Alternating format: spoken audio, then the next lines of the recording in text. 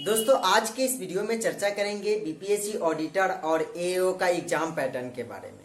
उसके साथ साथ जो नई वैकेंसी अभी आने वाली है कुछ दिनों में, जिसका फॉर्म डलवा लिए जाएंगे कुछ दिनों के अंदर। आपको जुलाई अगस्त के आसपास आपको वैकेंसी का फॉर्म पूरा फिल करवा लिए जाएंगे, उस पर भी चर्चा करेंगे। उससे पहले बीपीएससी ऑडिटर और बीपीएससी एओ का एग्जाम पैटर्न की चर्चा करेंगे।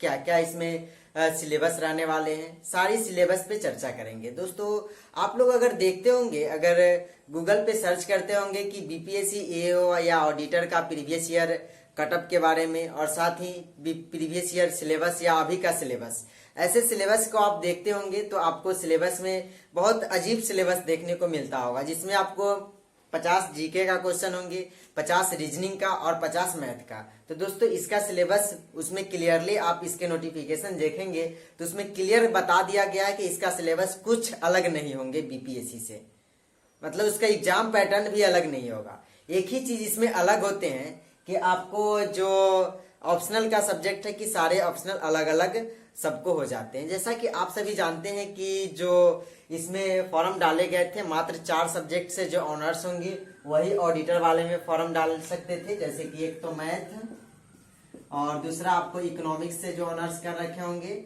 उसके बाद अकाउंट से जो ऑनर्स कर रखे होंगे, उसके बाद एक था कि स्टेट से जो ऑनर्स कर रखे होंगे। यही 4 सब्जेक्ट वाले आपको उसमें फॉर्म को अप्लाई कर सकते थे, फिल कर सकते थे ऑडिटर वाले में।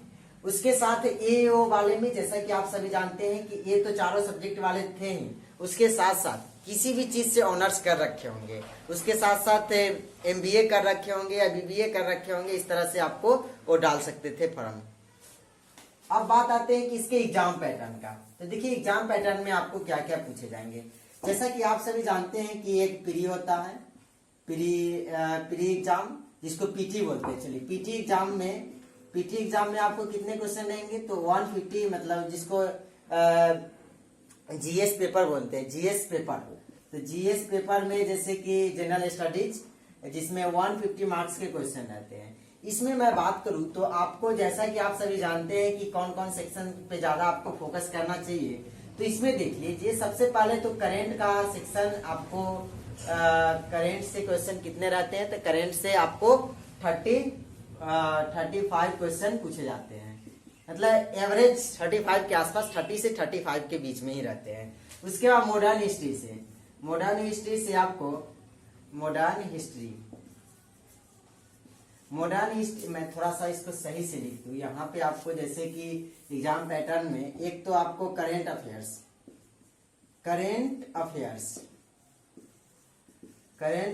में आपको 35 क्वेश्चन रहते हैं। मॉडर्न हिस्ट्री से आपको 30 से 35, मतलब दोनों में 30 से 35 क्वेश्चन के आसपास रहते हैं। 35 पूछे जाते हैं, जिसमें आपको 30 क्वेश्चन मॉडर्न हिस्ट्री से, 30 क्वेश्चन इससे रहते हैं, और 5 क्वेश्चन में आपको एंशिएंट हिस्ट्री, और आपको उसमें मेडाइवल हिस्ट्री को 1-2 क्वेश्चन उससे जोड़ लिया, तो 1-2-3 क्वेश्चन आपको एंशिएंट हिस्ट्री से रहते हैं। उसके बाद आपको मैथ, तो इसमें मैथ की मैं बात करूं, मैथ में 1-2 रीजनिंग भी कभी कभी डाल देते हैं, लेकिन ऐसा नहीं है। तो मैथ आपको 10 मार्क्स के क्वेश्चन पूछे जाते हैं, ये समझ गए होंगे। उसके बाद बिहार स्पेशल में आपको बिहार स्पेशल से 30 से 35 क्वेश्चन के आसपास पूछे जाते हैं। तो आप ये सारे, उसके बाद साइंस, मतलब जनरल साइंस से क्वेश्चन पूछे जाते हैं, नॉर्मल क्वेश्चन सब रहता है साइंस का, तो 20 क्वेश्चन रहते हैं इसमें। तो आप इस सारे को ऐड करेंगे। उसके बाद मैथ के बाद हो गया, आप यहाँ पे समझ गए होंगे। उसके बाद ज्योग्राफी से 10 के आसपास रहते हैं, ज्योग्राफी से 10 क्वेश्चन, और इकोनॉमिक्स से भी आपको, इकोनॉमिक्स से आपको मात्र 10 क्वेश्चन रहते हैं, 10 के आसपास ही रहते हैं, समझ गए होंगे, 10 के आसपास इससे रहते हैं। तो आप सारे के क्वेश्चन एवरेज में बात करूं तो ऐड कर दीजिएगा, तो आप देखिए 35, 70, 30, 100, और 10, 20, 30, 20, 50, तो 150 क्वेश्चन के आसपास हो चुके हैं। तो यही क्वेश्चन आपको एवरेज रहते हैं, कुछ 2-4 विविध से भी क्वेश्चन रहते हैं, तो इसी में ये दोनों में आपको इंक्लूड हो जाते हैं, मतलब इकोनॉमिक्स और जियो में। तो इस तरह के क्वेश्चन, एक चीज है तो आपको इसमें रह गया ना, आपको ज्यादा 35 दूना 70 और 20 90 और 30 120 और 10 20 30। तो इसमें क्या आपको 5-5 इसमें से घटा सकते हैं, तो एवरेज लगभग बिहार स्पेशल में कम जाते हैं तो आपको 30 के आसपास रहते हैं, और इसमें भी आपको 30 से मतलब उसी के आसपास रहते हैं, 30 के आसपास 30-35 के आसपास करेंट अफेयर्स में। तो उसमें से आपको पॉलिटी से क्वेश्चन भी 8 9 10 के आसपास, इस बार तो 12 8 9 10 के आसपास थे, 12 के आसपास, तो पॉलिटी से भी क्वेश्चन रहते हैं, तो उससे आपको 8 से 10 के बीच में रहते हैं, तो आप इसको ध्यान रखना है। अब आते हैं मेंस के एग्जाम पैटर्न पे। देखिए मेंस में जैसा कि आप सभी जानते हैं कि एक तो आपको 2 पेपर GS1 GS2 होते हैं, और एक हिंदी का पेपर होता है, जिसमें आपको हिंदी के पेपर में आपको क्या है कि क्वालिफाइंग मार्क्स के होते हैं 100 मार्क्स का, तो वो तो अलग है। मेंस एग्जाम पैटर्न देखिए, मेंस एग्जाम पैटर्न देखिए, मेंस एग्जाम पैटर्न में आपको पहले हिंदी हो गया, तो हिंदी को मैं छोड़कर चल रहा हूँ। हिंदी आप उसमें क्वालिफाइंग मार्क्स होते हैं, क्योंकि बचपन से अगर पढ़ते आ रहे हैं तो आप उसमें क्वालिफाई कर ही सकते हैं, क्योंकि बचपन से 10th पास करना 12th पास करना हिंदी तो रहता ही है, उसके बाद आगे अगर ले रखे होंगे तो हिंदी भी रहता है, तो आप पास कर सकते हैं इजिली 1-2 महीना मेहनत करके, अगर नहीं पढ़े हैं तब पर भी। जीएस पेपर 1 में आपको क्या है, जीएस पेपर 1 में देखिए सबसे पहले मैं बात करूं तो 300 के होते हैं। 300 में देखिए इसमें आपको स्टैटिक्स आते हैं, मॉडर्न हिस्ट्री रहते हैं, और साथ ही आर्ट एंड कल्चर रहता है। उसके बाद आर्ट एंड कल्चर के साथ साथ आप एक करेंट अफेयर्स रहते हैं, तो आप इसको देख सकते हैं।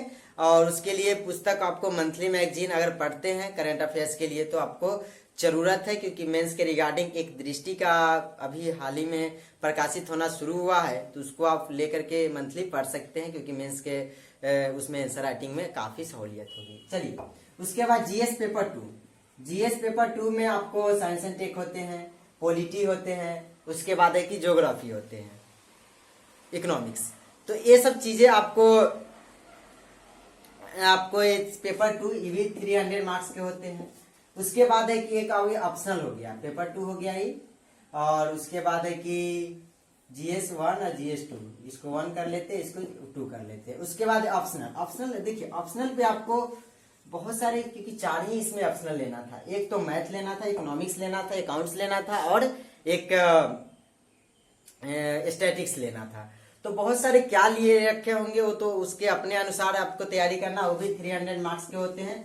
उस पर आपको अभी से फोकस करना चाहिए, क्योंकि अभी तो एग्जाम टल चुका है, तो आपको मेंस की ही तैयारी करना चाहिए। पीटी के लिए आप 1-2 महीना जब एग्जाम की तिथि घोषित कर दिए जाएंगे तो आप उसको एकदम रिवाइज करते रहना है। एक सेट बनाना है, एक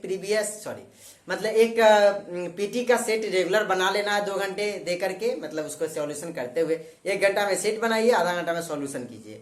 तो उसको आपको 2 घंटा उसमें दे करके आपको देख लेना है। उसके साथ साथ आपको मेंस की तैयारी में आंसर राइटिंग करते रहना है, क्योंकि इसमें काफी कम बच्चे फॉर्म डाले हैं। जैसा कि आप सभी जानते हैं कि इसमें मतलब 26,000 प्लस, मतलब 26,000 27,000 के आसपास ही बच्चे, 26,006 से कुछ है, मतलब इसी का एवरेज याद नहीं है उतना, लेकिन 26-27 के बीच में ही है आपको फॉर्म डाले गए हैं। ऑडिटर वाले में, एओ वाले में भी आप देखिएगा तो 26 से 30 के बीच में रहेंगे, उससे ज्यादा नहीं रहेंगे। और सीट कितना बेहतर है इससे समझिए आप। सबसे पहले 373 पोस्ट इसमें है, उसके बाद 138 पोस्ट इसमें है, और 180 पोस्ट और आने वाले हैं। तो कुल मिला के मैं बात करूं तो आप एक बार ऐड कीजिए पोस्ट को, 138 और 180, तो कुल ऐड करते हैं तो आप ही 4 सब्जेक्ट से जो ऑनर्स कर रखे हों उन्हीं के लिए है। तो इसमें ऐड कीजिए 3 8 3 11 के 1, उसके बाद है कि 1 8 3 11 8 19,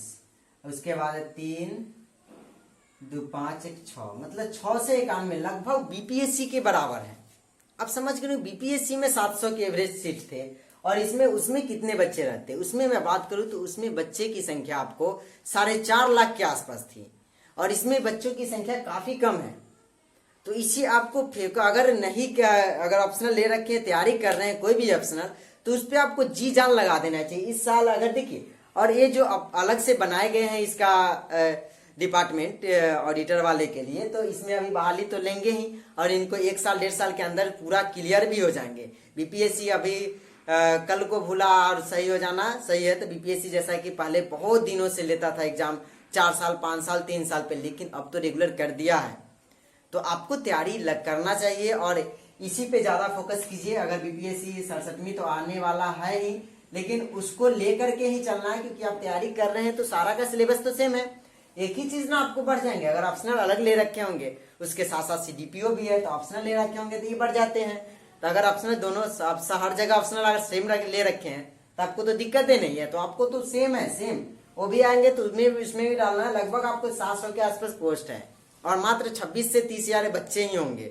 उससे ज्यादा आपको 30 से 50 के बीच में ही, मान लीजिए 50 लेते हैं सारे मिला करके, तो 30 से 50 के बीच में 50 में आपको 6 से पोस्ट। और बीपीएससी का बहुत अच्छा माना जाता है। बीपीएससी में इतना ज्यादा पोस्ट नहीं आते हैं, और कहने का अर्थ आता है 2014 में सॉरी मतलब 64वीं बीपीएससी में आया था 1400 के आसपास, 1500 के आसपास, तो वो काफी अच्छी सीट थी। लेकिन अब तो दोस्तों इसके में आपको इतना अच्छे मिल रहे हैं, 4 सब्जेक्ट से जो ऑनर्स कर रखे होंगे उन्हीं के लिए, तो इसीलिए आपको इस पे ज्यादा फोकस करना चाहिए। तो उम्मीद करता हूं दोस्तों इस पे आप फोकस कीजिए और तैयारी में लगे रहे और मेंस की तैयारी करें अभी से। तो मिलते हैं एक नए वीडियोज में।